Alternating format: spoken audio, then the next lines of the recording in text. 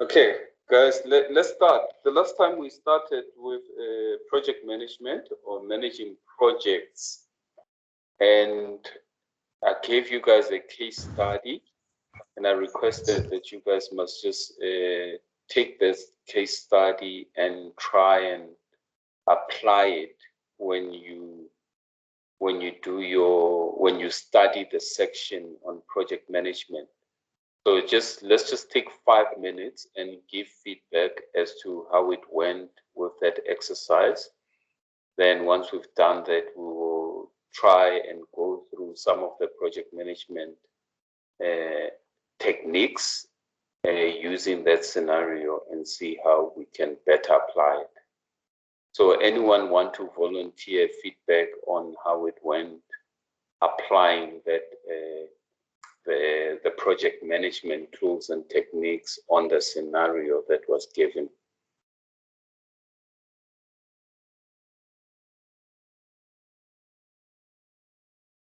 Anyone? Did you guys try it?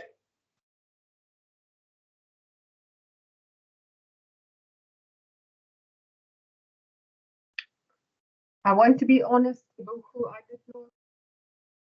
What I did is I went and looked in at the Sorry, Louisa, you're not audible.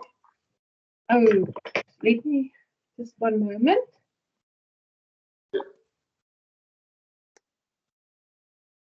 Is that better? Much better, much better. Okay. I didn't do it with the tools for managing resources, the project management tools, but I went back and I just look at the definition of a project again. Okay. And identified that. Actually, what we did, I just redid it for myself, identifying the end date, the start date, the resources, the stakeholders. So I actually just repeated what we did in class for myself. And how was that? Well, it was good to see it in terms of a scenario. And especially to identify all of the components that make up a project, especially the stakeholders. I think the portion regarding to the stakeholders. The only thing that I could not pick up, and I don't know if with the government and the company, if they are the team or if there's just no team in this scenario. Okay, we'll go through it. We'll go through it. Thanks for that feedback. Anyone else?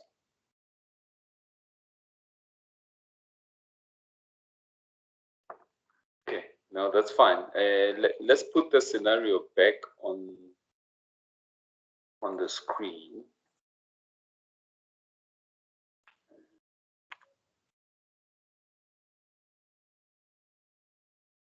So we had a listed, you guys can see this screen.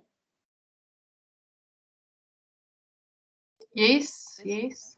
So we had a listed company that employs 400 people, and those people were mostly 150K away from the mine. So which meant that they had to travel about 300 Ks a day. The company was worried about the distance that the employees were traveling, and as a result of the distance, certain employees were not coming to work, resulting in a high level of absenteeism. So the board decided that they were going to upgrade the mining town and provide housing for the employees to try and cap the absenteeism. The budget was made available by the company, and they approached government and decided to partner with government on this project. They had applied for government a government grant to partly finance certain phase of this project.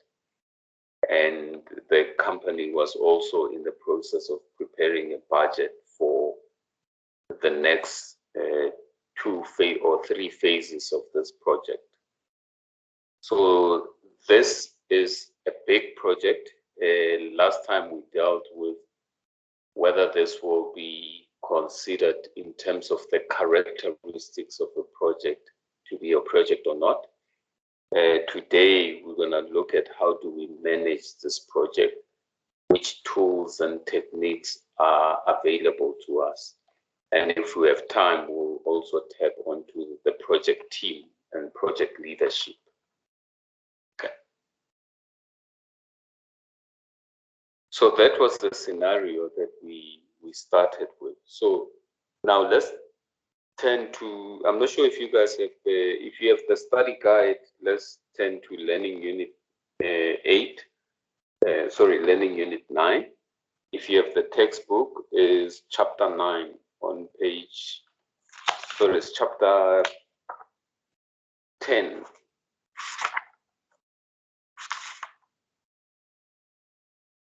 Chapter 10. But I think before we go to chapter 10 on the textbook, let's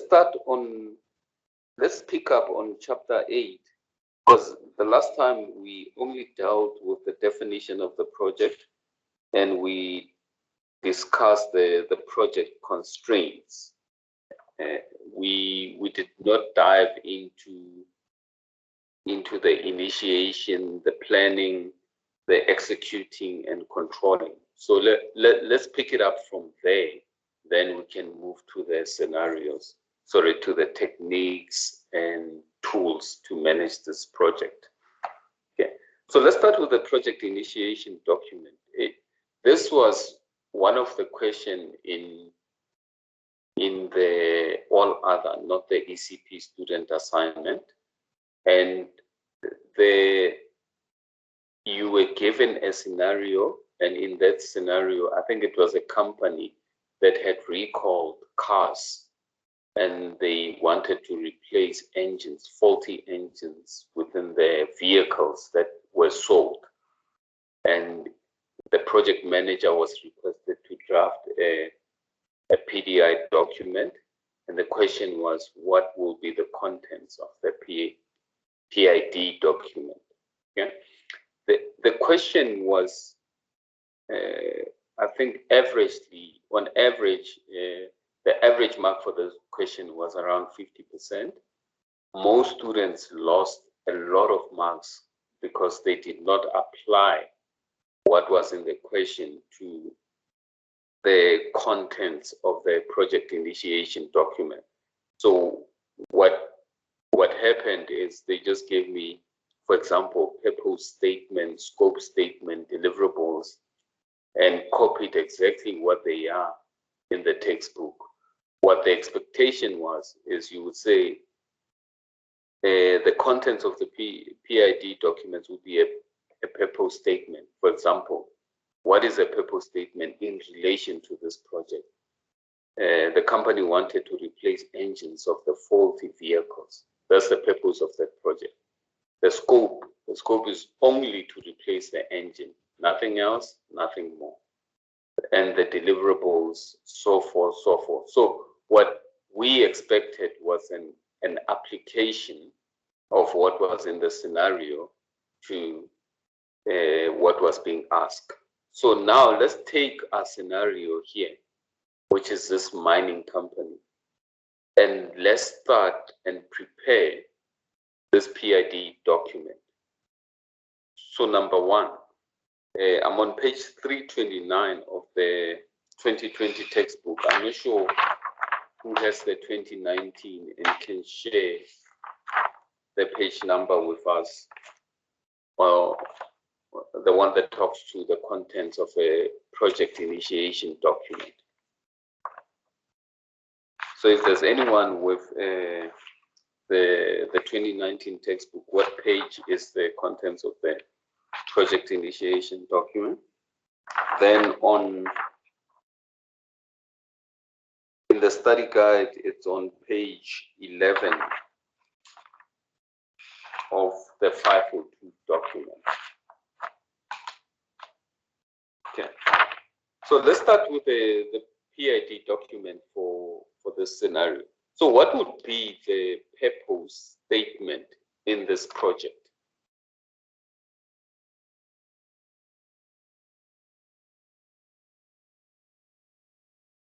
So what are we trying to do? What is the purpose of this project?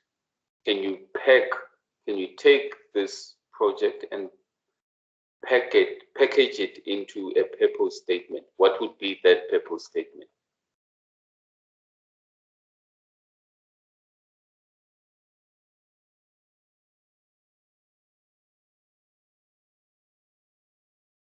Louisa?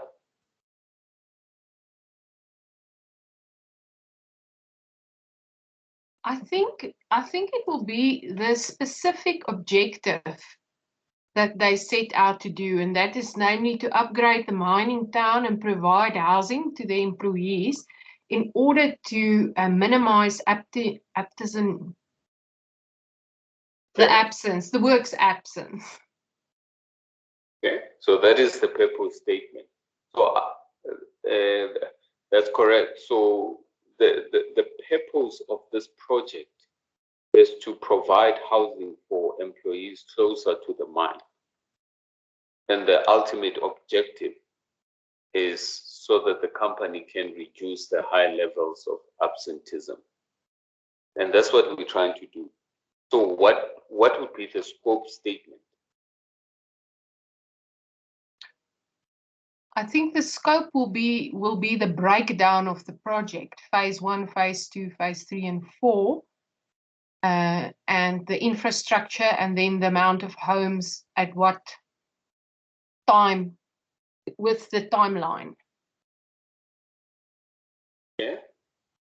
So your scope, just relate to me how you would write it in an exam. Remember, it's a 2-mark statement. Okay. The scope of the project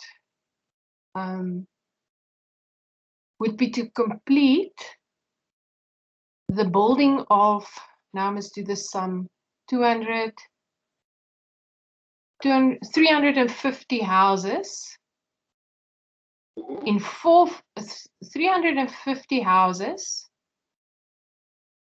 in 4 phases over a period of 4 years, including the upgrade of infrastructure that must be concluded by 2022.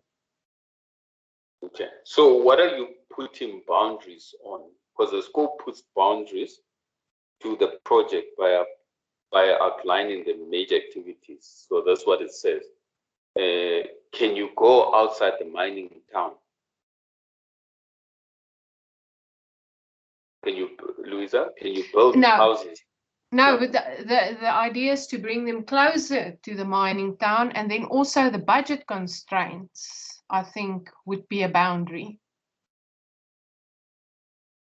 Yeah. So the scope, just adjust your answer again.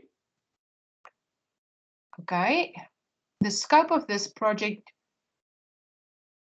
would be building 250 houses within the vicinity of the mining town over a period of 4 years in 4 phases, including the upgrade of the infrastructure that must be concluded by 2022.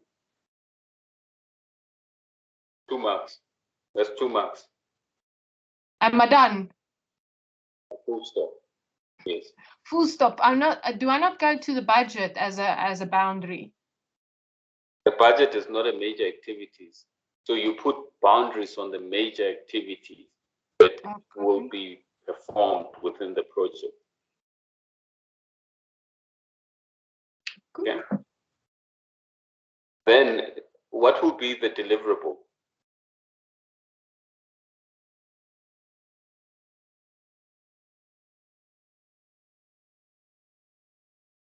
deliverable is the output. What will we have for our effort? So we'll have 250 houses built in the vicinity of the mine and supported by upgraded infrastructure in the mining town. Okay. So your deliverable is 300 houses, 350 houses, then upgraded mining town. Infrastructure. Oh. Isn't that covered under the upgraded mining town? Or you can say upgraded mining town with recent or latest infrastructure. Okay. Yeah. Then the cost and time estimates. Okay, we said it will be within 4 years in 4 phases. Okay. Annually, there's an output per year. Okay. With a budget made available for phase 1 and subject to the additionally awaiting a government grant to partly finance phase 1 of the project. Okay. Then the object. Sorry, Louisa. No, I was just thinking if I've got everything. Yes, and I think we're getting there, Louisa. Your answers are getting refined to align to the mark allocation, and also summarizing the facts that are being given in the scenario. So well done. I think we're getting there. So let's talk about chain of command. And where are other people? They must talk. Yeah, they must. I'm sweating. Sierra, Lindy, Lindy, come, guys. Let's give it a try. There's no wrong answer here. Then chain of command. Let's talk about chain of command. You can continue, Louise. Oh, okay. Chain of command. Okay, that will be the who's who in the project. So in that chain should be HPR Limited. It should be the government as well.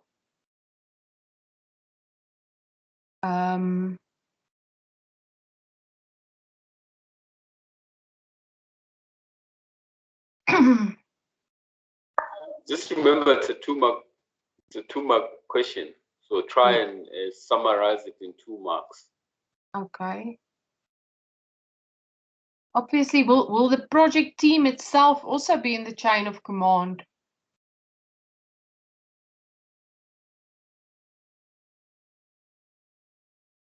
So what is the chain of command? Let's start there. Okay. It's the people represented within the team of the project. And why is it called chain of command? So there are people. So why is it not called people in the team? We want to see who reports to who answers to who for feedback on completion. Then how would you summarize that now in a 2-mark question? I will draw a picture. I will put HPR Limited at the top. I'll put the government to the left on the side with arrow up. I think the government will report back to HPR Limited. I think. Are you gonna have time to draw a diagram in an exam? No, probably not. So can you try and summarize it in 2 marks? Okay, the chain of command will include all the stakeholders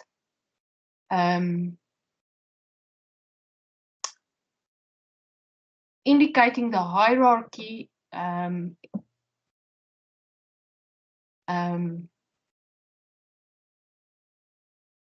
of the project. In control of the project would be HPR Limited, liaising with the government, and construction, the construction company reporting to HPR Limited. I think that's an honest one if I were writing against time.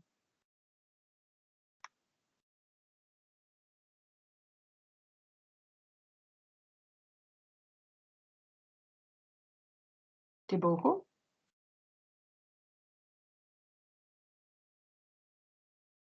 Hello? Did we lose you? I think it was me. It said bad quality on my side. I'm glad you didn't say bad answer. No, it says bad quality. So it says, do you understand what we mean by the chain of command in relation to the scenario? That's what we're looking for 2 marks. It's who's reporting who to get done what needs to be done. That's how I think it is. As simple as that, but use words that are in the scenario now. HPR Limited will be at the head of this project. They will appoint a construction company who will report directly to them till the completion of the project. They will also liaise with the government in terms of the application of the grant. Full stop. So let me try it for you. So what if I say so in the textbook they say it's a statement of the project it's the statement of the project organization structure. Okay? If I say it's an organization, it's a project organization structure. What is a project here?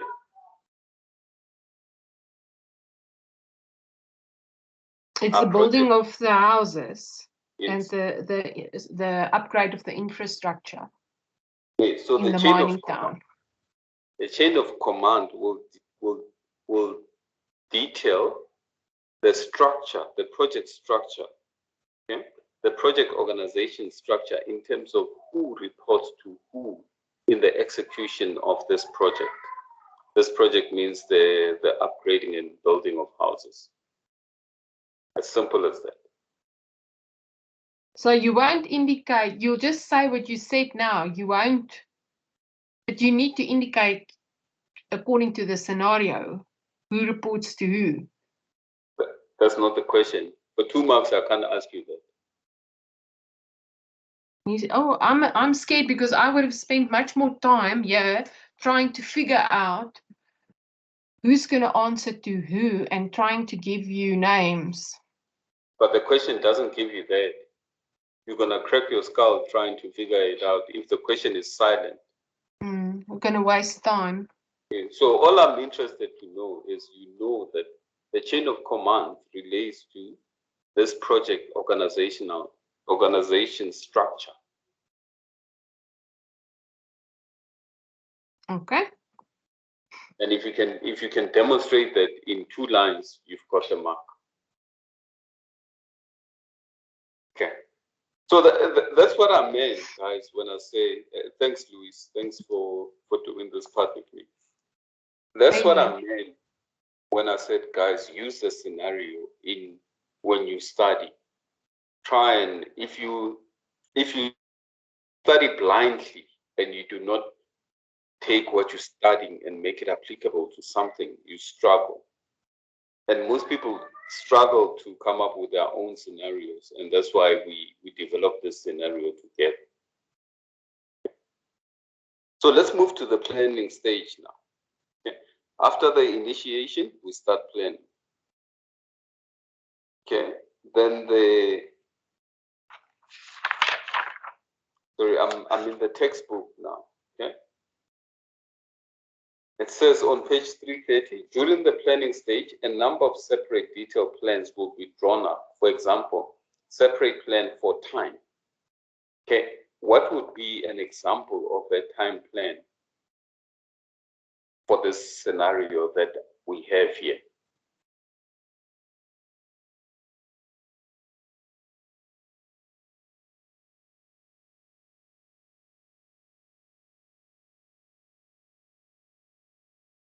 Anyone? Anyone else?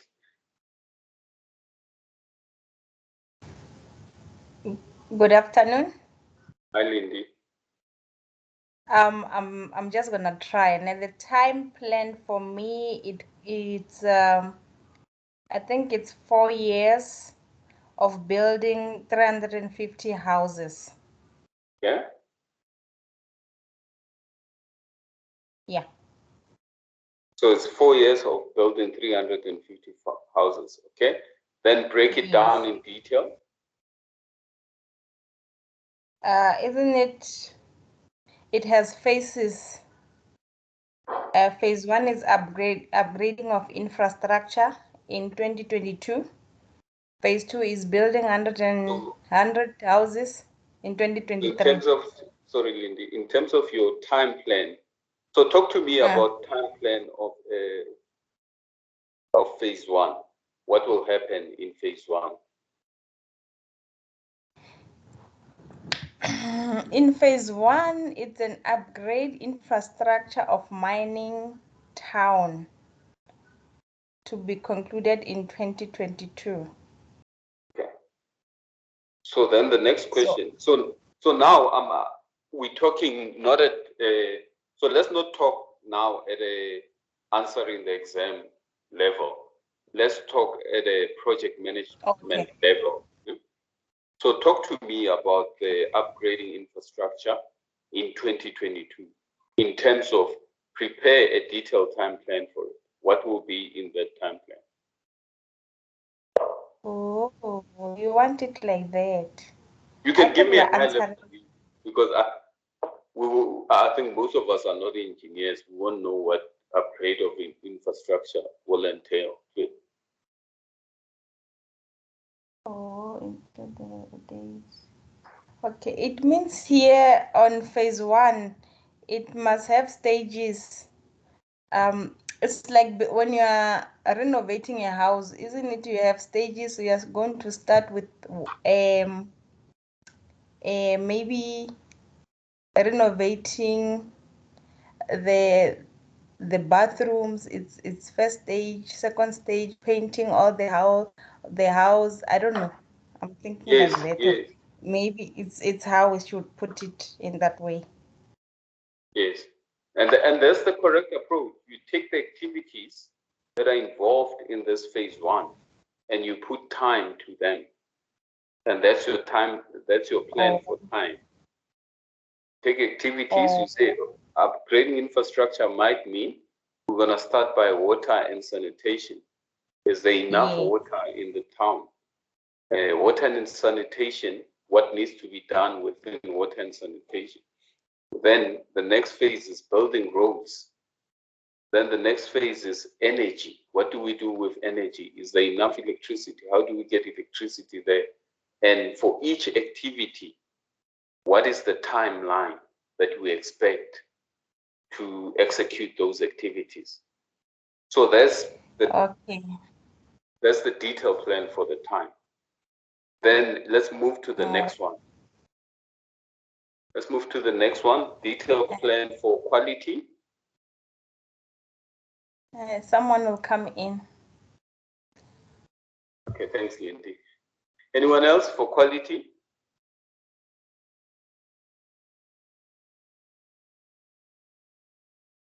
Can I go to Boku? Yes, yes. I think we will look at the minimum standards, rules and regulations for building a home and for the infrastructure. So we'll benchmark it there. Let's pick to phase 1 now. So let's pick to phase 1. So what is the we are doing a detailed plan for the quality of phase one. What will be in that plan? Louisa, you can go again. Okay, I think we will first look at the condition of it as it is. Then we will look at what needs to be done and at what standard and what materials will be needed to bring it to the required standard, the quality of the materials and the labor, all the inputs.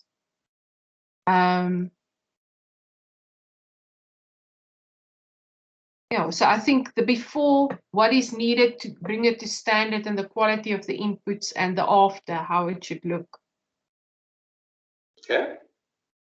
And where does your health and safety fall in? Will your health and safety be under quality?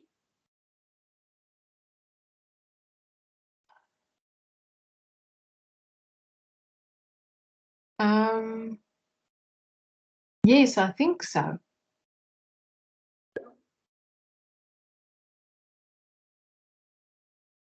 So, okay. Well, it's not part of the deliverables, it's not the resources, it's not contingencies, it's not cost, so it should be quality.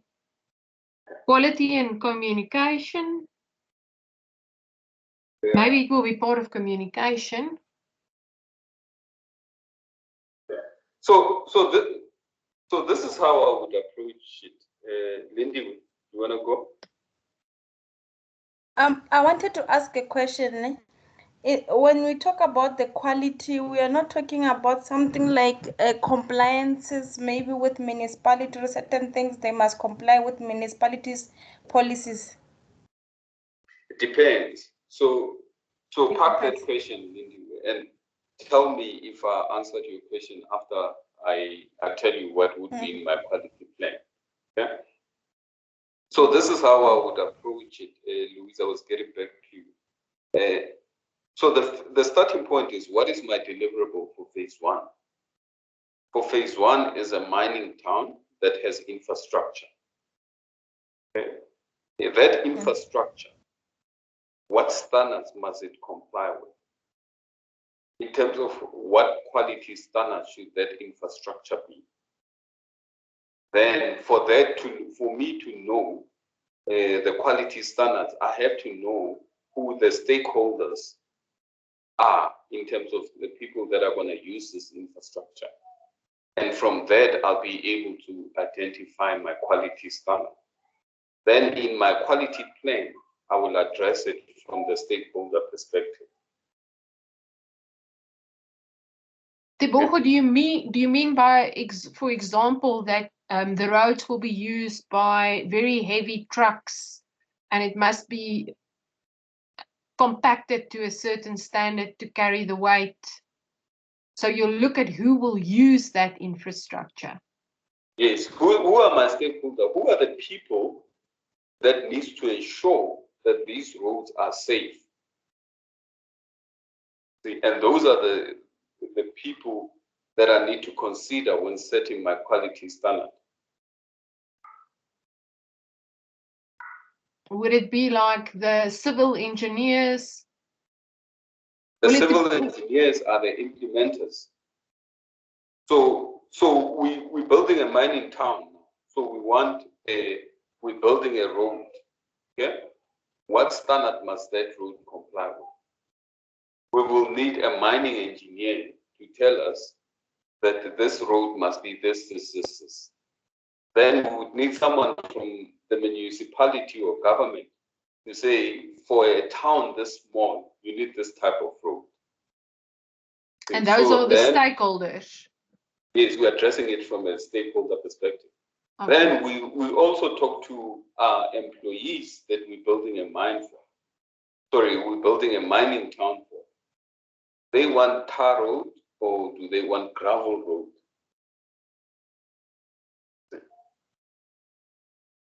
So those are the things that will go under the quality plan. They would like maybe a bicycle path next to it to commute easier. Some of them can say that. Some of them can say we want paved Paved road. We prefer paved road. Okay, I got it. We like jogging. We prefer a road that will allow us. The road must be so broad that it allows us to jog next to the cars. And be safe. Yes. Then you come and bring your safety people to tell you whether that road complies. Okay. So just apply. Then let's move to the next part, which is resources. What would be in your plan for resource? It will be scarce because of the budget funding. So you will have to use it sparingly, and it will have to be managed carefully. Why do you assume it's scarce? If I say you've got 30 million, why do you assume it's scarce? Well, if they apply for a government grant, then that 30 million must be stretched to get to where they want to be. Or not necessarily, maybe. What if they applied for the government grant to get back their 30 million? That could be true as well. To say that we're doing infrastructure for you. Then why must we pay for it as a company? But We if you will look, pay for it now. If you look at the overall economic picture for the country, or for the world for that matter, you'll always try to minimize your cost without compromising your quality.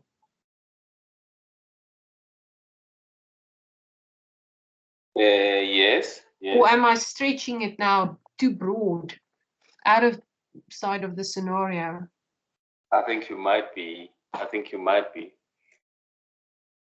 Well, scarce resources will definitely have an impact on quality, but in this context of this scenario, we're not mentioned.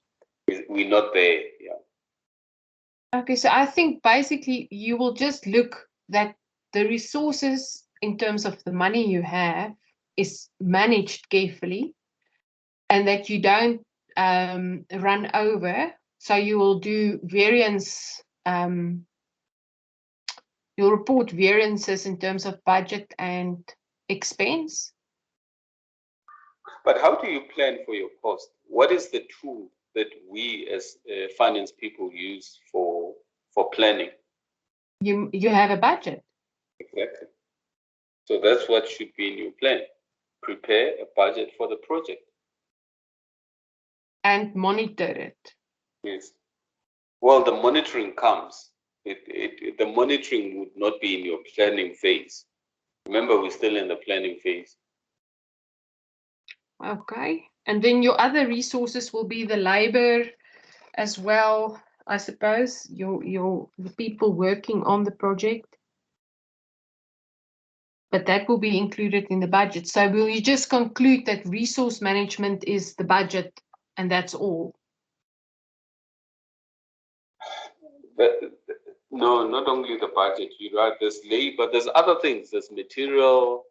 There's a lot of components. I think once you start breaking down your project into a work breakdown structure, something like that, you'll be able to identify components or resources are required for each what do you call it, work structure. Yeah. Then from the work structure, you'll be able to prepare your budget. Okay, and you must also, the resources must be allocated to the various team or stakeholders then in the team that use it. Yes, you can.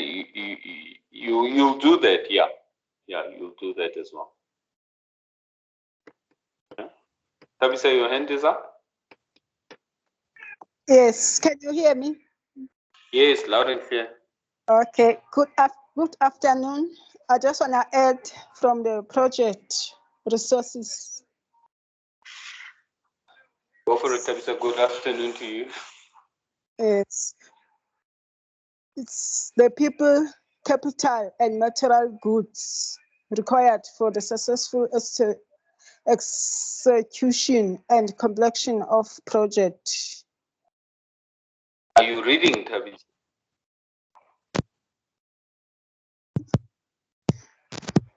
Tabisa, are you reading? Yes. Yeah, give me that same answer in your own words. I just want to know, where did you read it, Tabisa? Bring us to the page. It's not the textbook. Okay. Yes. So whatever you read, summarize it in your own words. Okay.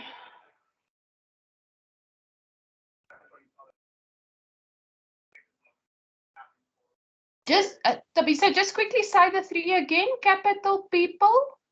Yes, I said it's people, capital, and material goods required for the successful execution and completion of a project. Okay, so capital will be the budget, I think. Yeah, but the reason why I'm asking you to summarize it in your own words, Tabis, if you give me that answer in an exam, I'm not going to give you a mark. Why? Because I want what we're testing is your understanding of what that statement is about and your understanding in relation to the scenario that we're giving you in the exam. And if you don't demonstrate it, we can't give you marks. Okay. So just be careful when you read. Try and apply it to the scenario to see whether you understand it. Okay. But I think through these exercises that we're doing, you get a clearer, you guys will get a clearer understanding of what's required.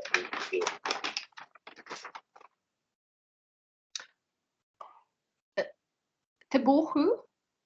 Yes, Luisa? I went through this and I summarized it a bit for myself. So I just want to, for me, to help to understand it, what I did is just to zoom out again. We are looking now at the stages in the project life cycle. So we did the initiating, which is where we set clear objectives. We do the feasibility studies and the project initiation document. That's all part of the initiating stage. Then we did the planning. We're busy now with the planning. Yes. So it helped for me to stand back and look at the bigger picture. I think maybe that will also help us to understand what we are doing now, the detail of each stage in a project life cycle. Okay, no, that's fine. So and that's a very important point. Let's go back. We started with initiating this contract. We say we want to do this contract. What is the objective of this project? We spoke about building houses for employees to reduce the high level of absenteeism. Then once we've done that, we prepared a feasibility study. And there are 4 types of feasibility that we need to look at. We need to look at the technical feasibility, the social, the ecological or environmental, and the economic or financial feasibility study.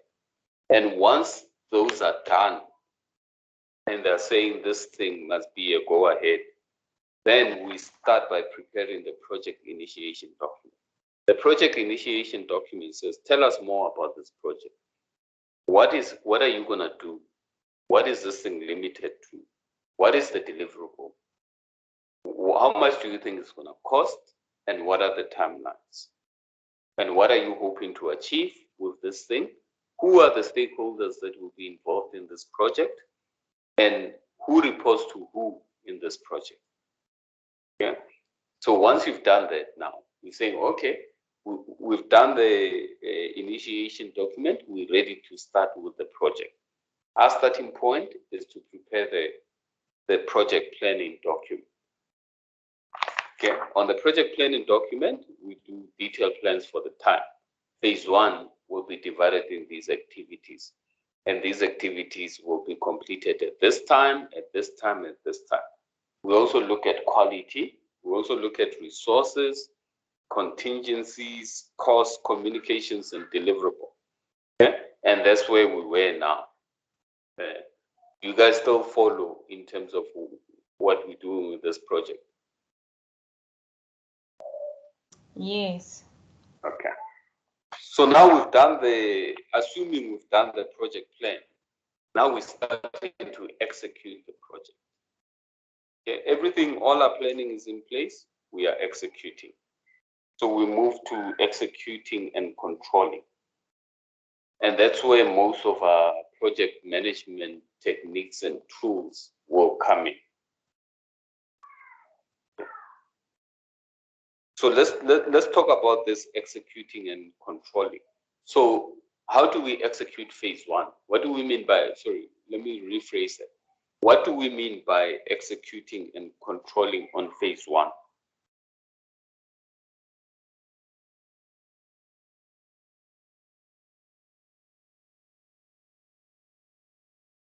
It's on page 335 of your textbook. Louisa? I think we start to do the work now. But to do the work, but on phase 1, what will be the work? On phase 1, we said we're going to upgrade the infrastructure in the mining town, and it must be done by the end of 2022. So what was in your planning? In my planning, we're going to purchase now, we're going to have it delivered, we're going to have the inventory managed, we're going to get the people together, we're going to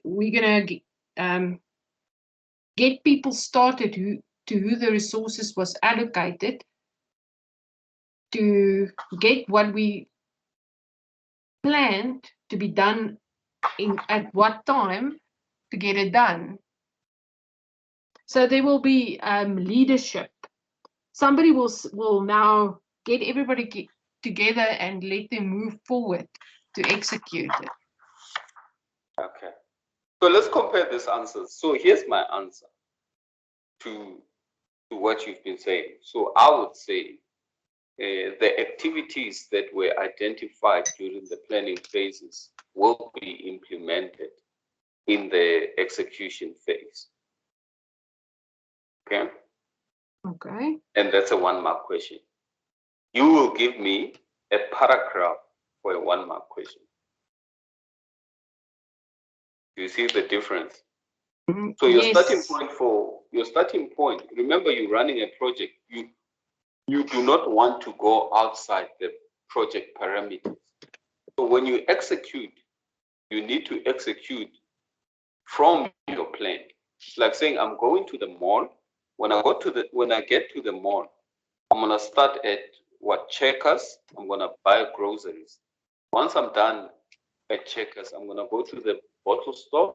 I'm gonna buy alcohol. Once I'm done, I'm gonna go to a computer shop. I'm gonna get a mouse. Then I'm gonna come back home. That's your plan.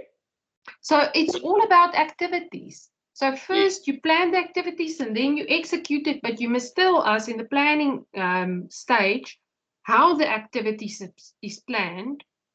And in the execution portion, you must tell us how the activities is executed. So if you plan very well, the execution should be simple. Okay. And that's the message that I've been trying to give to you guys when answering the theory question. If you plan your answer, your execution should be easy. Remember, guys, we've been talking about this where you don't plan, you don't have a framework. See, your framework is your activities. See, here we are executing on what we plan, on the activities that we plan. See, if you execute outside your planning, you might not deliver on your project. Okay. Then what is this configuration management and change control? I think if there's a deviation from your plan, you will revisit it. Yeah, so this was tested in this problems if change is not managed was tested in the ECP exam. I think it was a 10-mark question, if I'm not mistaken. And the average mark was very low on that question. I think they averaged about 30%. And it was mostly because they did not understand the scenario. So the question is, just to give you, I think you guys, most of you have seen the ECP exam. So in the ECP exam, we had a company that was doing a community project where they had identified a township, and in that township, they were installing gas geysers for free to the community as part of their community project. And whilst they were busy installing, the supplier notified them that there was a security issue or there was a safety issue with the geyser element. And as such, the geyser needed to be replaced. So the question was, what could go wrong if this change is not properly, if the change in the project was not properly managed? You guys want to attempt that question? Just high level. What could go wrong if that project change is not properly managed?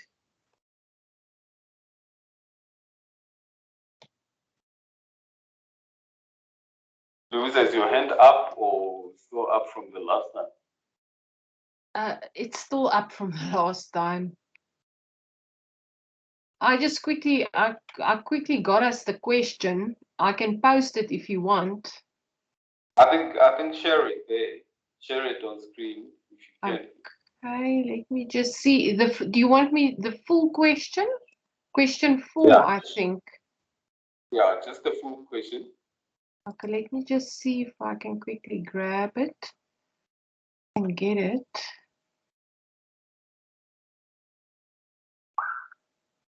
Or let me see if I can quickly open it from my side.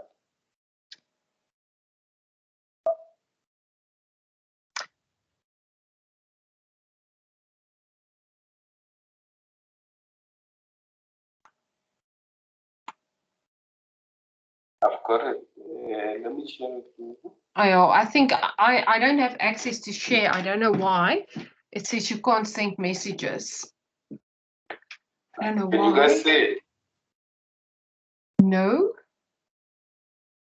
I'm not sharing. We see the scenario. Yeah.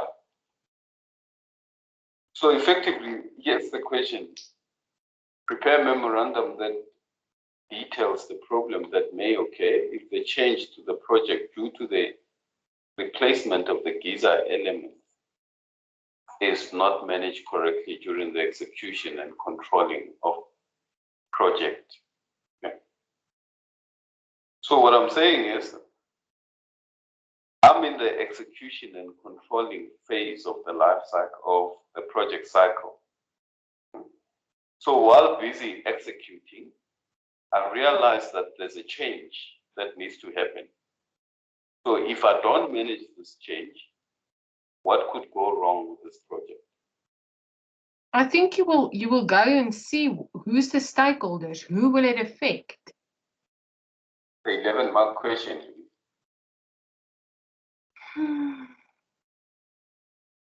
The 11-mark question. Okay, and then you will state how you will correct it, but then you won't be answering the question. I don't want how you correct it. Prepare a memorandum that details the problems that may occur if the change to the project due to the replacement of the geyser safety elements is not managed correctly during It will have impact on the budget. Okay. You'll have comebacks if you don't do it in terms of quality. No, but let's talk about the budget. So if you say it will have impact on budget, that's not a mark. That's not a mark. Okay. Okay, it can go two ways. If you do replace it, it will cost more. If you do not replace it, it will also cost more because people will come back, probably sue you or put in a claim against your company, and you'll have reputational damage. Okay. Can I get my mark? I'm gonna stop you there. Sorry, I'm gonna stop you there. And you're taking the same path that most students took during the exam. And that's why most of them got 30% for this question. So let me ask you this question, Louisa. What is your project plan? So what is your plan to this question? Because you went straight into execution without planning for your answer. And we've just established that. To be fair, yeah, you're right, because I didn't fully read the scenario, and I was busy getting up the question when you asked the question, so I wasn't listening carefully to what you ask. Am I answering you correct? Yes. I went into my folders to go and see where's this question so that I can carefully read it to answer it. So now let's plan for this answer, for this question. Sorry, someone just switched on the whiteboard. I don't know who.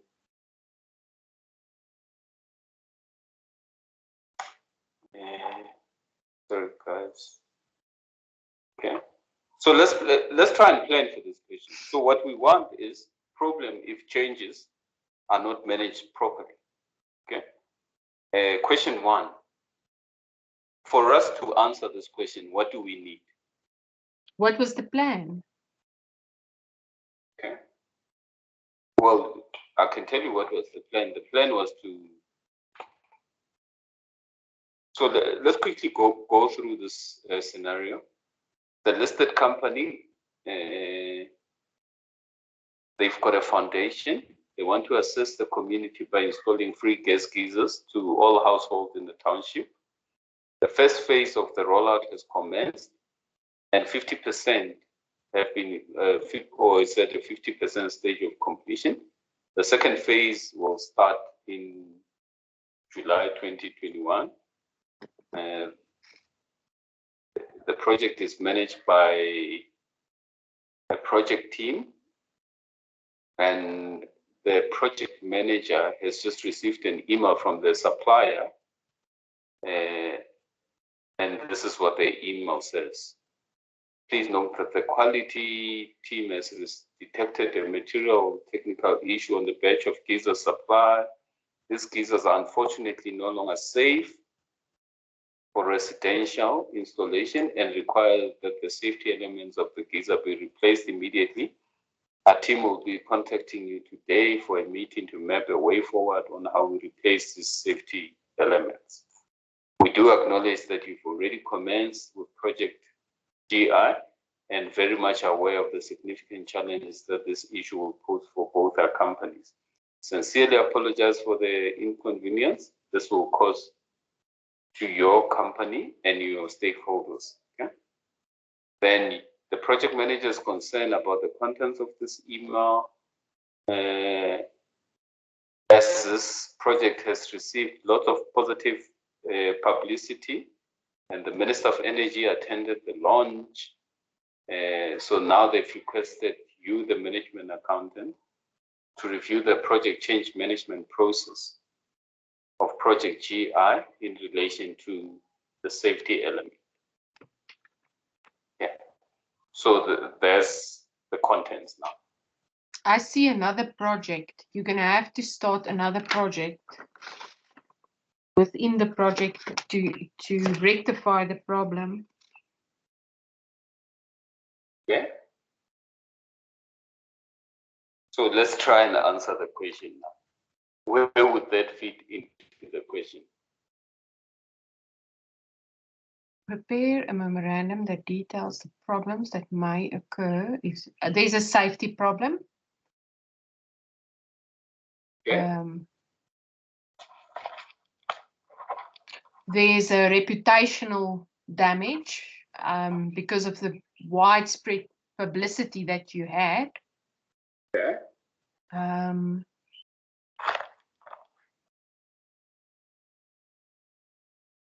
Guys, other guys must come in. And it must be done as soon as possible. There is a timeline as well. So there's a timeline issue. Okay. Anyone else?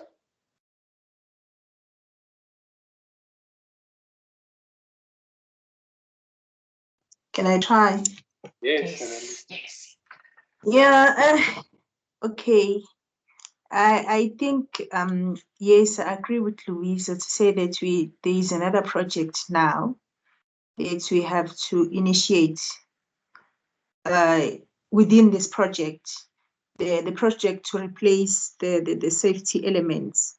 So we have to plan. We have to plan, put on like an initiation and say how we're going to do this project. So we have to plan, and we need a budget for it, an extra budget for it, because it's another project within the project, and we need to have like time frames and plan on how we're going to execute now this project. Okay. So it's in effect a new set of activities that must be executed. Okay.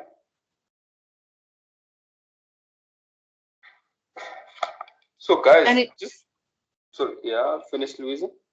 No. To be fair, I just saw it now on page 336. Can I quickly read it, Ntebogo? Yes, please. Or will I run before you? Okay, it says change process, and just the highlights: the method of prioritizing changes requested range from must be done to nice to have. Authorization for changes must be obtained. Agreement of a change budget, so the budget implication. Recording of the changes, so it must be documented, and it must be communicated. Okay. Yeah. So, okay, so that's the change process. Yeah. So, guys, what am I asking for? Can you read, Louisa? Can you read the question again? Yes, prepare a memorandum that details the problems that may occur if the change to the project due to the replacement of the geyser safety elements is not managed correctly during the execution and controlling of the project GI. So I can immediately see we are not focusing on the problems. We are focusing on a new project. So unpack your understanding of the question.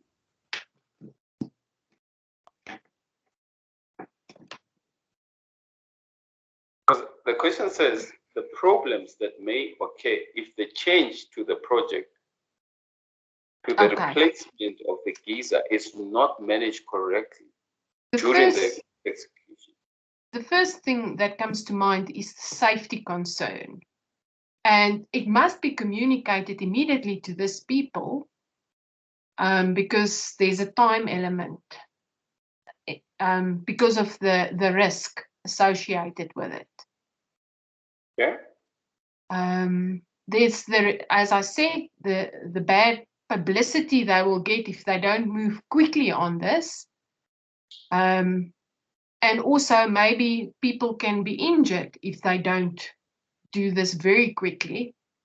And they must inform these people of what has happened so that they can put measures in place within their homes till they can get to them to fix it, like switch off the geyser, don't use it. This gas geyser. Okay. And maybe other safety regulations, because it's gas. Wherever there's gas, you must no open flames. They must give them a guideline of how they should manage this till they can resolve it. Okay. So there's a health and safety aspect to it. There's a reputational aspect to it. There's a budget, overrunning the budget. There's the problem that they might be sued if somebody get injured. And people won't be happy because maybe because it was free, they feel, why do you give us something that's not quality? Yeah. Do you give us cheap stuff just because it's free? Don't you value our lives? You know what's going to happen to you in the exam, Louisa, based on I'll that be answer? writing this one question and then I'll Yeah. say the time is up. And you will get 3 out of 11 for 2 pages worth of work. Well, then I'm just going to stick to the timelines and move.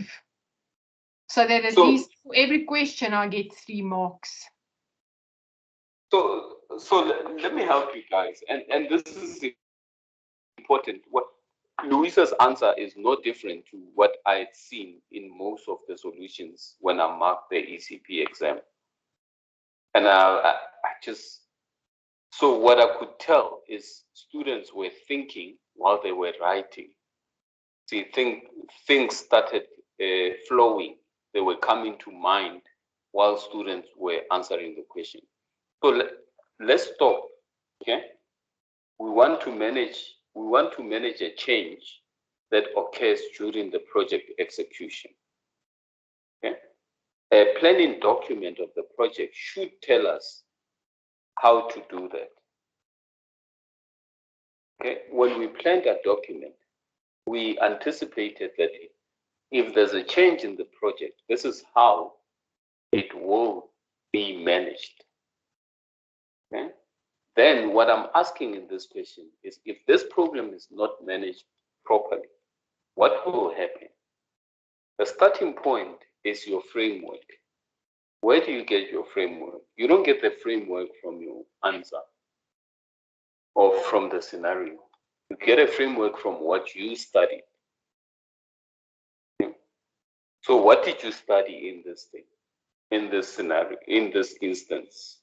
What you've studied is on page 335, which tells you problems if a change is not managed. See, if you read page 335, it says, what will be the problem if a change is not managed? So we've got a change within a project. If it's not properly managed, what will happen?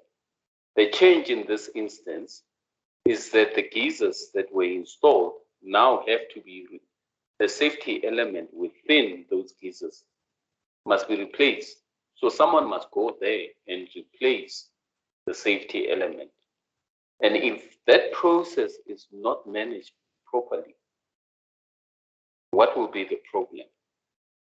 Number one, team members will be working to the old plans which do not incorporate the changes.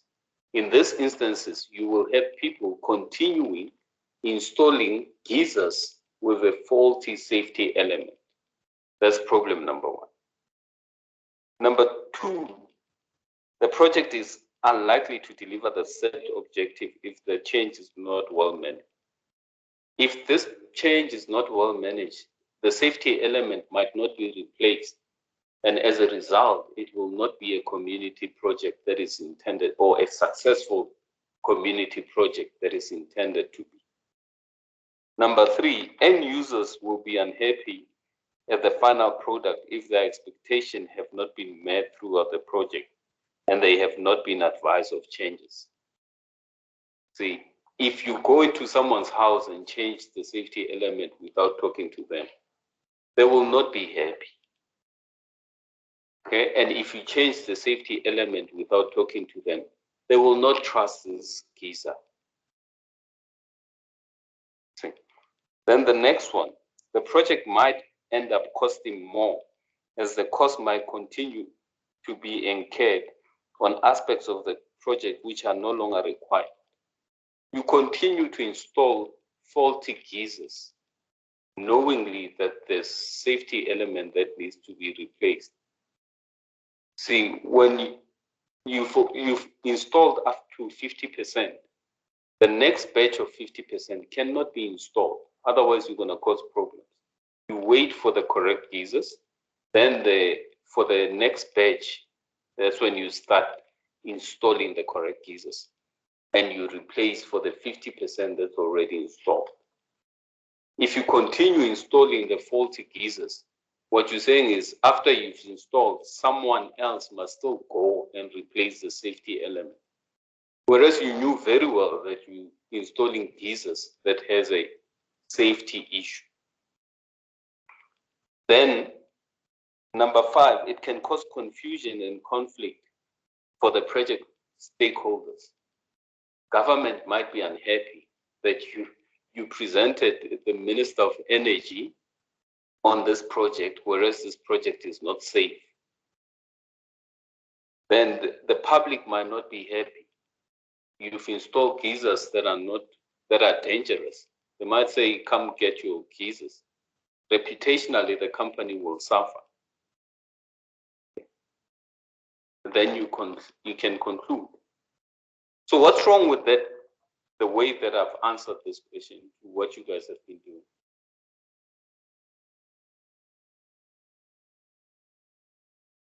It was not planned according to the structured theory. And the question is leading you. If you've studied, you should be able to know that, okay, they want changes to the project, and this is how I manage them. Let me take my theory and apply it to the scenario and give them an answer. Guys, you were so good when we spoke about how to prepare a project plan. So now, during the execution of the project plan, you guys don't want that project plan. You will not be successful if you deviate from your project plan. Do you see what I'm talking about? And do you see why this project life cycle is important? And you need to apply it in answering your questions as well.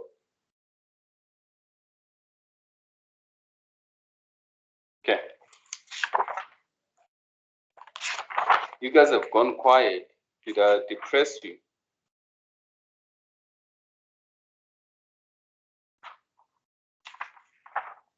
Anyone?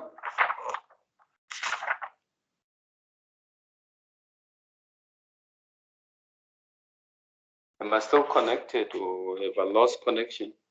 No, you're still connected, Tebogo. I think we are thinking, what I'm thinking, it's a lot of theory that we need to know then by heart. Since this is not an open book test. No, it's not an open book test. So, but this theory, it builds up. You build up on what you're studying, and the easiest way to remember this type of theory is through scenarios. And that's why I gave you that scenario before you studied this chapter. And I understand now why you said we should go apply it. If you study this theory in isolation, you're going to struggle to remember it. The best way to remember this theory is to apply it. So let's continue now. So we've dealt with, let's talk about configuration management. What do we mean by configuration management?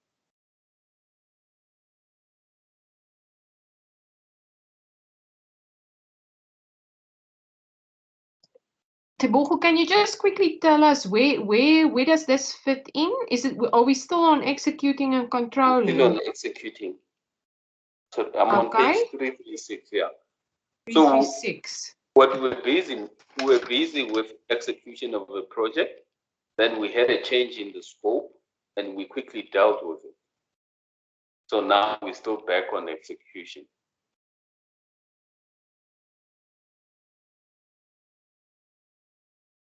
So let's talk about configuration management. What you guys in simple English, what do you understand to be configuration management?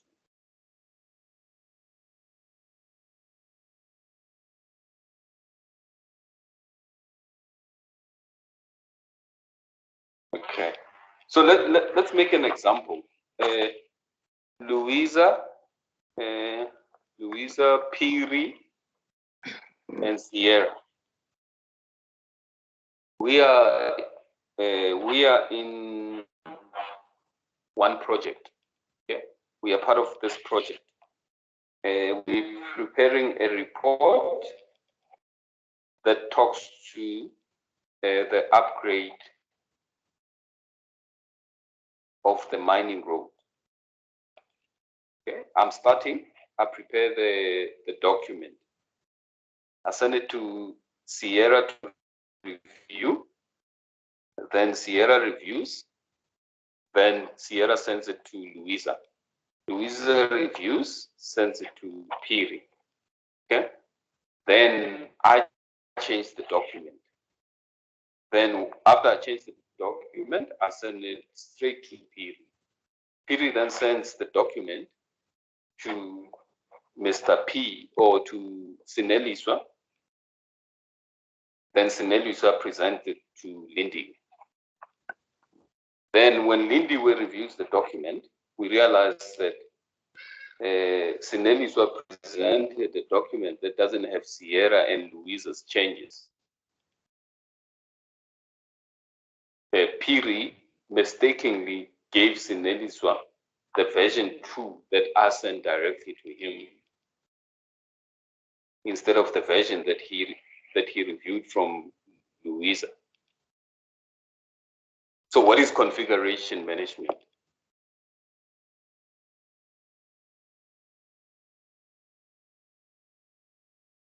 I say, based on that scenario, how would you clean up this mess? Let me ask that question. I think we will go and look at the share documents and see where's the missing link. But in the project, how would you plan so that this type of mess doesn't happen? Sierra? Hi, Tebogo. Hi, Sierra. I think you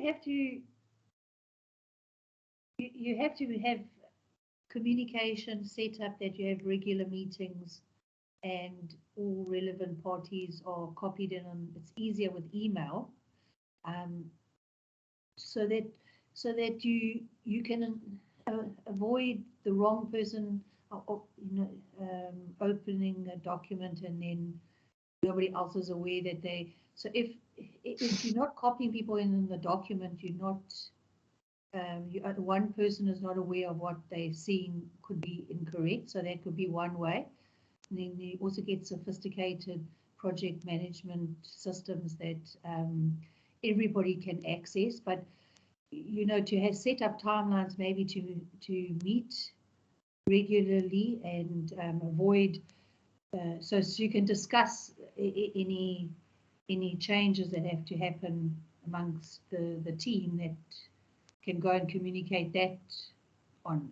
I'm not sure if I've answered correctly. So what if Piri says, I've taken the version that Sierra and Louisa prepared, but I don't want them to see the part that I'm inserting for Lindy to review because it has executive salaries. So how would you manage that, Sierra? Because you're saying you must have regular meetings.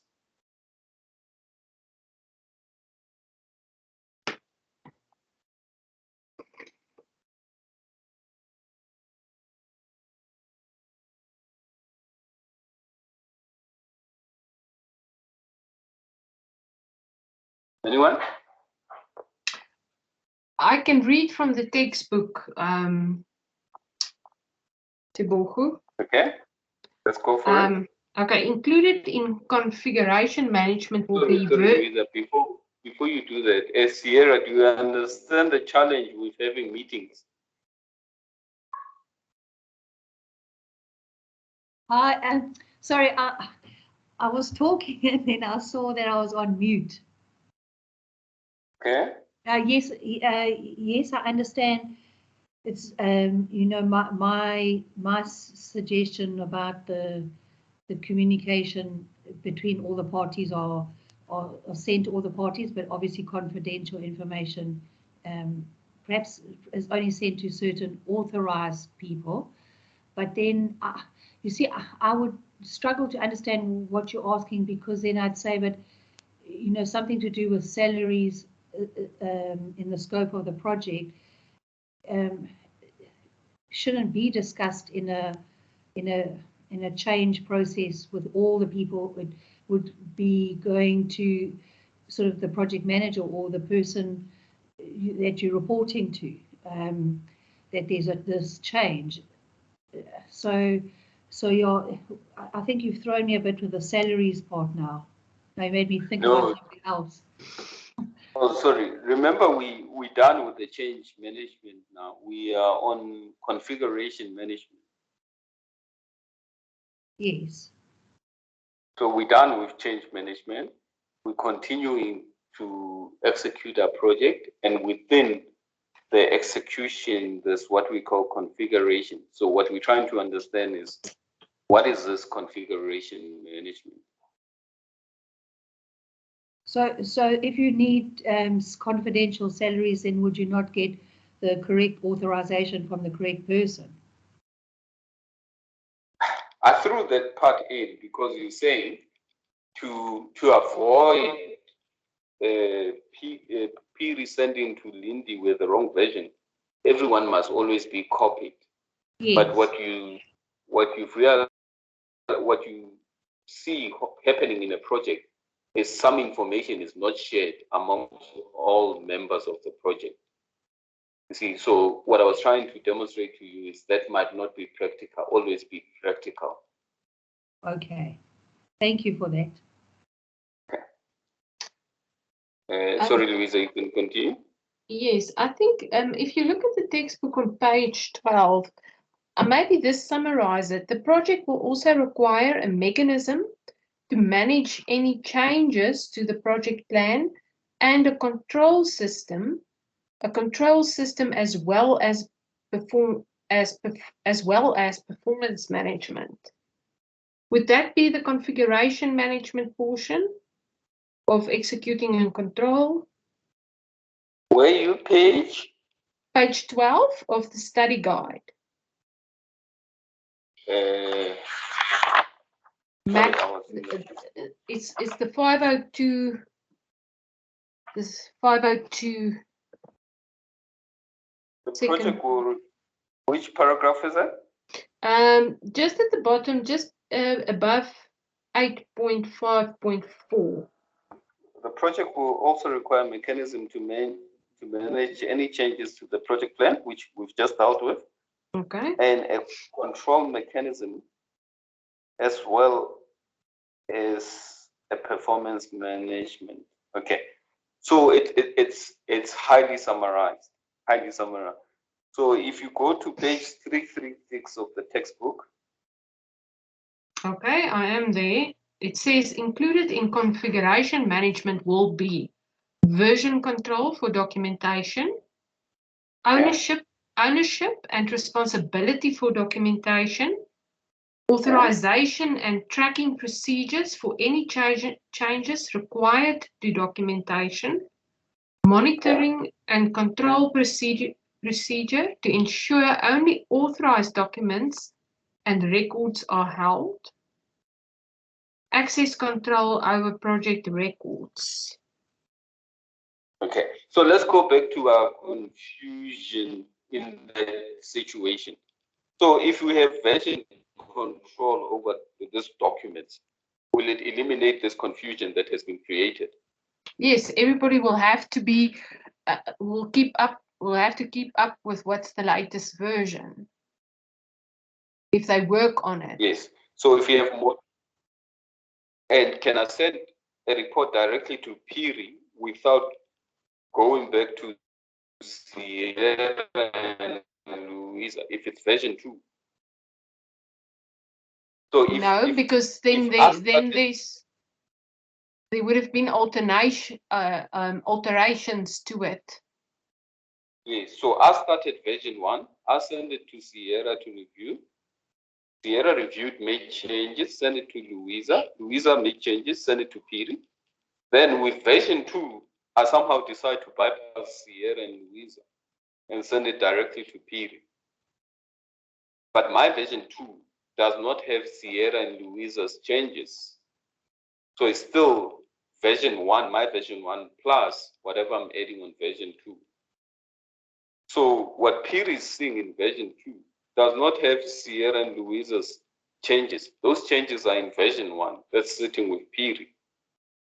But me sending version 2 directly to Piri, I'm confusing everyone in the project. Then Piri, because he's also confused, he takes my version 2, thinking that it has gone through Sierra and Louisa, and pass it on to Lindy. Then now the version that gets presented is the wrong version.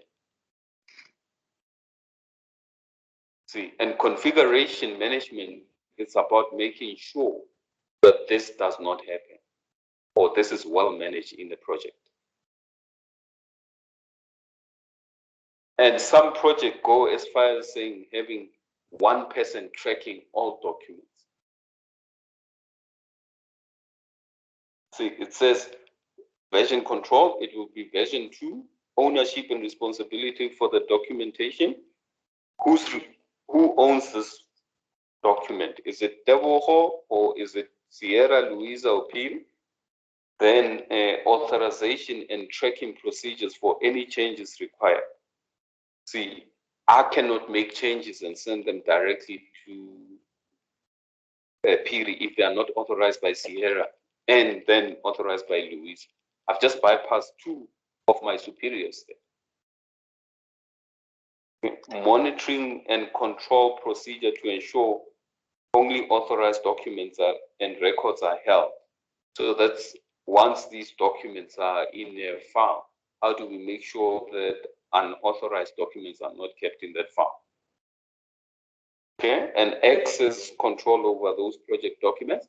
Who else can see this document that we're working with? Is Vaughn allowed to access this document? The answer might be no, he's not allowed to see this document. Then whoever owns this document must lock this folder so that Vaughn can see it. You guys see what this configuration management is? It's like having SharePoint. I don't know if everybody's familiar with it. It's a space where your documentation can be accessed by various people, but you put restrictions, like you say, on folders, and not everybody has the same permissions to access various aspects on this SharePoint folder. And also, SharePoint also shows you who was the last person to change the document, what was changed as well. Yes, you can get a log statement. Yeah. Sierra, your hand is up. Teboho, is this not leaning more towards almost like a sophisticated IT program where multiple users can access their authorized part of the document? You know, like for instance, once before I've worked on Google Drive where they save the documents. Then I opened the document, I started working away, and then it didn't save my work because it was Google Drive. So not to go on about the difficulties, but I've experienced, but to ask, this is very centered around a sophisticated IT package, which not all projects, or must we not worry about that, because it's making the assumption that you if you don't have a sophisticated project management system, you have to find another way to have your version controls and your access controls and your separation of confidential information. So is this more IT, or because it doesn't seem to make any allowances for non-sophisticated programs like putting the document, the tracking, the changes, like if you have to use Google Drive. Sierra, you can, but I think the easier way to track changes is through the project management software, which is one of the tools and techniques to manage project. So the easiest way is project management software, but it can be done manually. It will take time, but there's projects that can manage it better. Sorry, there's softwares that can manage it better. Okay. Like SharePoint, for example. All right. Thank you very much. And just on that point, I think you're making a very important point. It touches on the next section that we're going to deal with in project management tools and technique, which is a project management software. Okay. I never got that far yet. Okay. Sorry. Thank you. That's fine. So now let's continue on executing and control. Then the next part of it is reports and meetings. I think that those ones are self-explanatory. I'm not gonna go through them unless you guys want to address them. Sorry, the control system. I think we need to touch on that before we get to reports and meetings. So how do you control the project? This says executing and control. So what we've been dealing with is the execution part. So how do you control the project? And why would you want to control a project?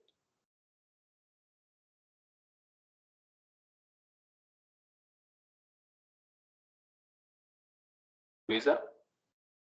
I think what first comes to mind is the allocation of a budget. Because recently somebody told me about a project within their business that ran over about nearly 300% more than what they budgeted for. And it ended up in somebody being fired. So I think if they had a control system at some point, somebody would have flagged people to and that they can do something about it.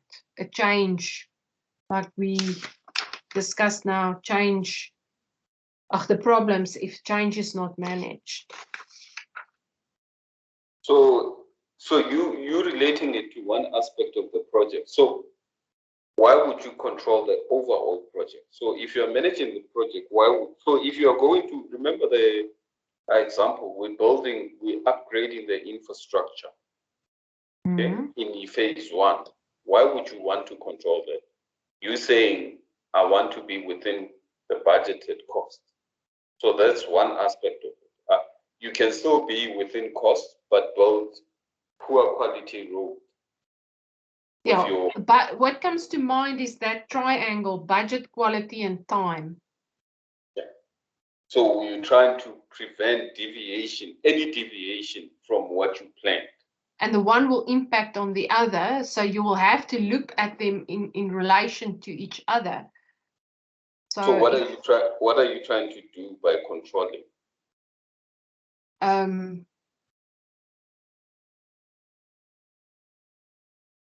You're preventing to keep deviation. On track.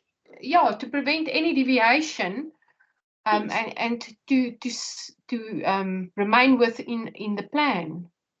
Yeah, and if you identify any deviation, what do? You do change control. Or you correct them. You see, not all deviation result in change. The deviation might be because something is not properly done. It requires a correction. Okay. Remember, you can plan that I'm gonna go to this shop. Then you pass the shop. That's not a change. You can correct it by going back and getting into that shop.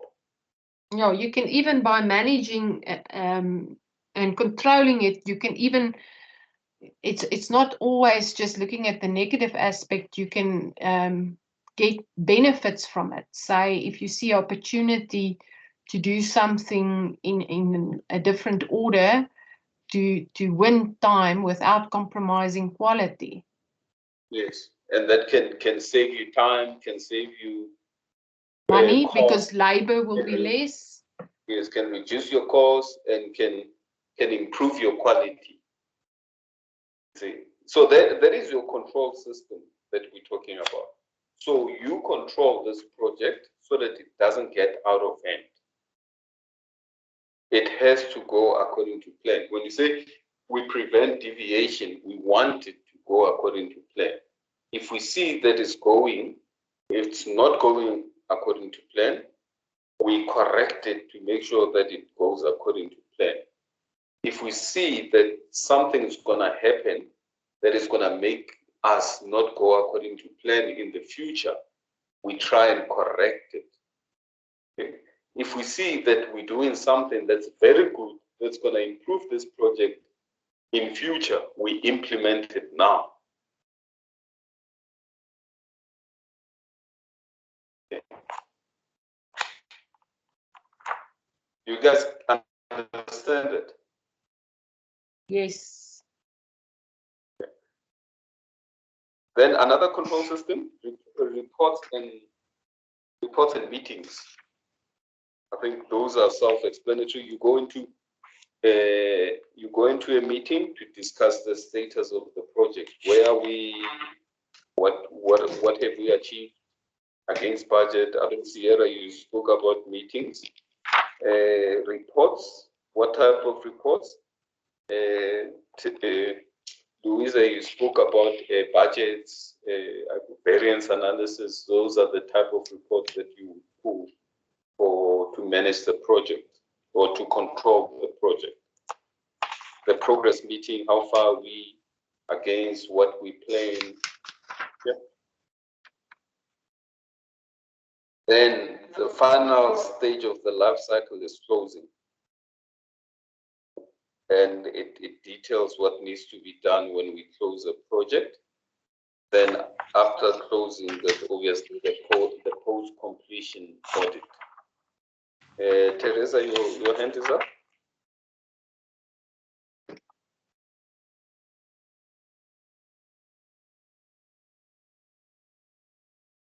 Sorry, Louisa? Sorry, I think it's up from a while ago. Sorry, Tebogo. Sorry, I called you Teresa. Teresa is one of our lecturers, so I was in the meeting with her the whole day today. Sorry, I apologize. Sierra? Tebogo, what do you call what we've been talking about when you've got to take that corrective action plan? Like, in cost accounting, you call it flexing the budget. And in financial accounting, you'll do an adjusted budget forecast. So when you go and adjust your project on the top of page 340, where it gives you like expected achievement of milestones before the next report, because things do happen in a project, and we understand that it's everything's that sometimes has to be adjusted, or maybe just like you said, it doesn't always involve major things, but do you call that progress reports? Is that all go under is it called progress or project reports when you're meeting to discuss all those changes or taking action to resolve any issues that have come up? They're progress reports. So So let's start with the overall. I think ideally we don't want changes to the project, especially negative changes or changes that are going to make us lose money or overrun on the project or have poor quality. So if we work according to plan, we're happy. If we work ahead of the project plan, we are very happy. If we behind and we're losing money, we don't want that. Then what we're talking about now is as we execute the project, what control systems can we put in place to make sure that whatever we see that is not going well, we can either prevent or take corrective measures. Okay? So when we do a forecast, for example, when we say, okay, this was a budget, but if we look at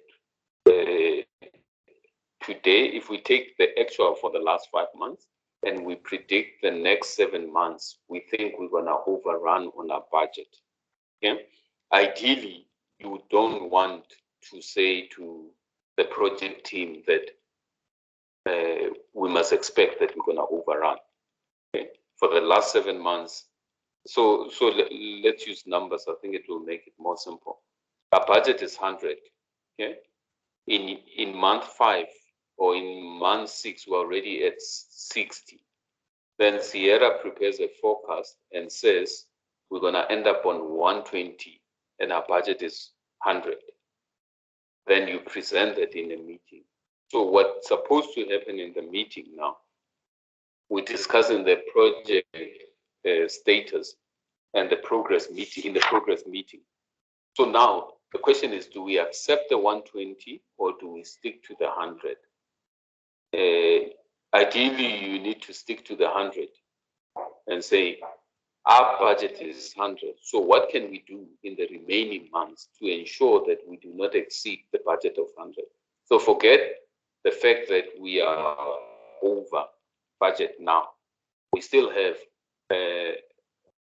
6 months left in the month.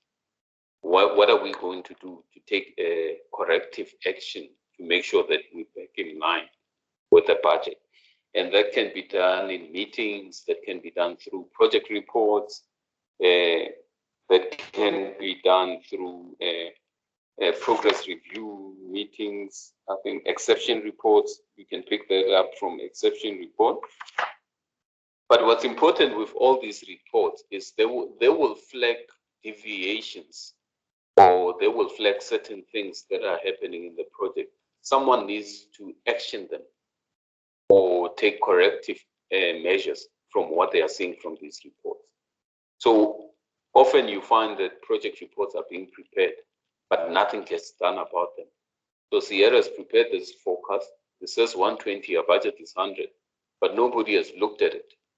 Come year end, everyone is sure that we exceeded budget or we overspent on the budget.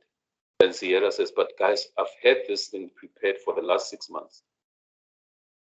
See, I'm not sure if that answers your questions here. Yes. Yes, it does. Okay. That was what I was asking. You know, the whole idea is we're not trying to adjust the budget. We have to stick, like on our last case study that we did, you know,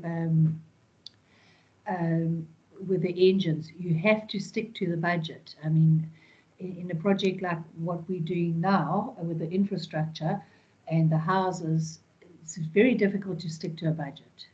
But you know, the whole topic of these progress reports is not to just come along and say, well, okay, guys, you know, it's 120 now, and it was 100, and I've already told you. It's actually just to try and brainstorm what else can you, if you know about it up front, as quick as possible when it happens, any deviations, whether it's has financial implications or not, to keep this on track, on time, in budget is the whole, I don't know, that seems to be, instead of focusing on what I was asking you about the financial side, just to look at the whole project, that there's more than one thing to correct, take action immediately if there's any deviation from the project. Is that what I'm understanding now? Because you've made me think about it differently. Thank you. And that's why the role of the project manager is so important, because the responsibility lies with him. But more importantly so, the role of the management accountant becomes more important as well, because we need to produce numbers. You need a system, a finance system that's going to give you live data. I mean, it's pointless to have a meeting today and look at data from 2 months ago. See, it might not help the project. So the business needs to make decisions on the project. Are we on track? And finance often tend to come with historical reports. I mean, in certain meetings on project management, we used to only look at the forecast. We're not interested in historicals. We'll say, okay, Sierra, what is the forecast? You're saying we're going to end up at 120. How do we get it back to 100? And we'll spend time on that. Yes, no, and that's far more exciting in business than looking at old numbers. I agree. This is actually very exciting. Moving forward. And that's why the role of the management accountant is more exciting than that of a financial accountant. The financial accountant will give you historical, but the management accountant will analyze and prepare forecasts and says, based on what we've achieved, I'm forecasting that we're going to end up here. And this is what it means in relation to the budget. As a business, we need to do 1, 2, 3. And your role as a management accountant in the project is very crucial.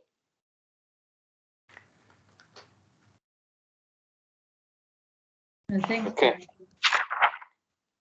So guys, that's chapter 9. So do you guys understand chapter 9? I think it's learning unit 8.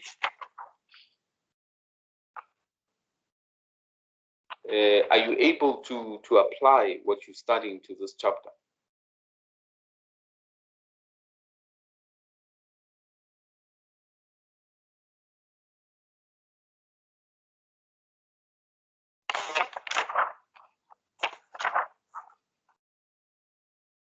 Are you guys still there? Sorry. Okay. So we're not gonna get time to go through chapter 10, but now let's go back. So we've got this project, we've planned it. There's a initiation document, there's a planning document, then there's a execution of the project, and within the execution, we've got the controlling of the project. And once we've controlled and executed, or once we've executed and through the execution we've managed to control it, we close out the project. Okay? So now the next chapter says, during all these phases of the project, what tools do I have that can make my life easy? Okay. So when I say to Daphne, you need to manage this project so that it doesn't get out of hand. I'm not giving Daphne a spreadsheet and say, take a spreadsheet and go manage. So now the question that we need to ask is, what tools and techniques do I need to implement, or do I have to make sure that this project does not get out of hand? Can be tools in planning, can be tools that I apply in execution. It can be tools that will enhance my controlling of the project. But those are the tools that we're going to look at. So now we've planned for the upgrade of the infrastructure.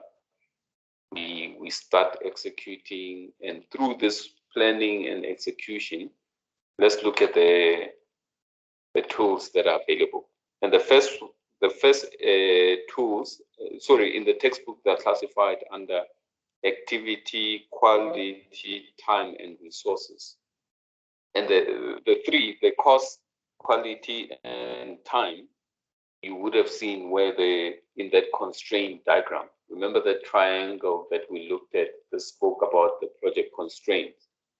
So now we add in the fourth one, which is resources. Yeah. So let's look at the, I'm sure we're not going to have time. So I think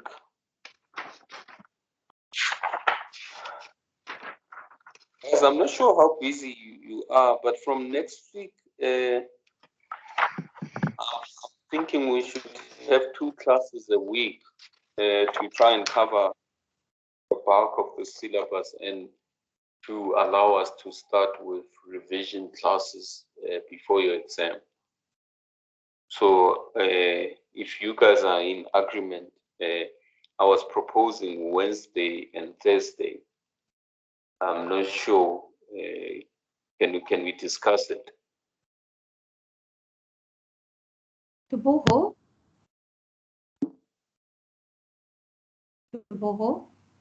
Yes, Sierra, sorry.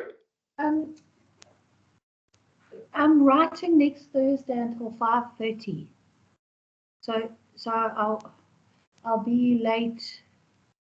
I'll be late with coming into class, but that's okay. I'll try to catch up on the recording. But then, yes, as from my side, as many of these as we can have, because we've got less than a month before we write. So for me, yeah, I'm really happy if we can fit in more classes. Yeah, so our exam is on the 27th, Wednesday the 27th. We've got 3 weeks to the exam.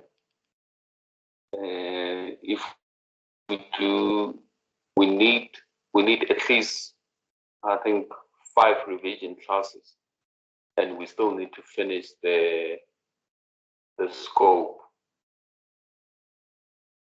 So I think, yeah, Wednesday, Thursday for next week. Then the week after will be Tuesday, Wednesday, Thursday. Then the week after will be Monday, Tuesday, Wednesday, Thursday.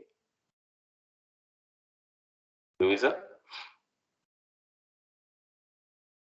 Tebogo, can you maybe can we maybe document it and post it in the chat, the dates that you just mentioned? Yeah, so it's next week we're gonna do 6, 7, and I will. Sorry, Louisa. I just want to. Next week we're gonna do 6, 7. 6, 7. Then I think the week of the 11th is gonna be Monday to Thursday. Then the week of the 18th is also gonna be Monday to Thursday. Then you guys should be ready for the exam. Okay, can somebody else just maybe type what we said now, because I don't have access to type in the chat. No, it's fine. Don't worry. I'll document it. I'll send out the announcement. Oh, okay, super.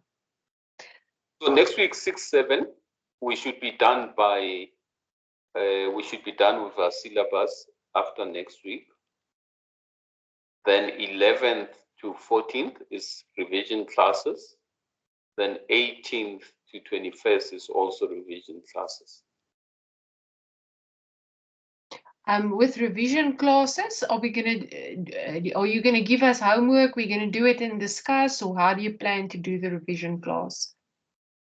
It's mainly gonna be topical questions. Like you guys still struggle with earnings per share.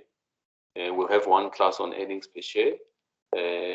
On next week, we're gonna do on tools and techniques. We'll cover the critical path that you guys also struggle with. Then background chart. I think you guys also struggle with that. Then we will start doing theory questions as well. In terms of the application, we'll do one on the business ecosystem, because you guys still struggle with that. But we'll plan it properly. I'll try and send out a web timetable as to what we're gonna do. Then we can align. And you guys are more than welcome to send me topics that you want covered in the revision class, so that it's not a waste of time for you guys. Okay, thank you. We'll look through it, and I'll definitely make use of the opportunity. Okay. Then next week I will send out the exam communication as to the exam is a closed book, how many questions they're gonna be in the exam. It will cover everything. The first question will obviously be a multiple choice 20 mark question. Then the rest will be calculations and discussion type of question. So I'll send out that document next week before our class as well. And in our class, we will discuss it. Okay, I see we're writing quite late in the afternoon, Tebogo. I think 4 till 6. Yes, we are. It's a bit of an uncomfortable time, but you like to be fresh. But you guys are used to it. You're used to my classes, which are like an exam between 5 and 7. Yeah, we're getting in the groove for that 4 o'clock slot. Okay, Sierra. Hi, Tebogo, is this the only time slots available? What are you guys proposing? Sorry? What are you proposing? Other modules I've seen they do classes on weekends. Yeah, I'm gonna have to miss most of these classes then, because I've got 5 exams this month. But we'll do recordings. I don't know, guys. What do you think of the time slots? Let's also discuss that. My objective is to accommodate as many people as possible, so that it can help you with this exam. So what is the best time slot for you guys? Tabisa?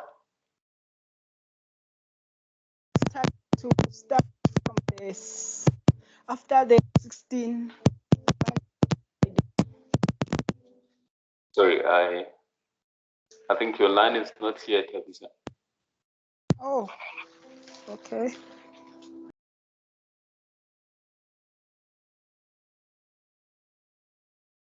Tabisa? Okay, I'm saying I think my best time is from Monday to Friday after the 18th of October. No, that's fine. I think let's start. I think let's start on the 11th. If some people can't join, they'll get the recordings. But we'll keep it short. It will be 1 hour where we discuss a principle, maybe 1 hour where we do a question together. But I think we need more than 2 weeks. If we only limit it to 1 week, we might struggle to finish. But for your purposes, Tabisa, the recordings will be available. Sierra? Tebogo, is there any time on the weekend that you have? Or is that just to you know, we need to work around your schedule. I was just thinking, like, if we had, would it work to have, say, 4 hours, like on a Saturday, say, as one, like, exam prep, or is that just something you would consider as well, or what anybody else feels about that?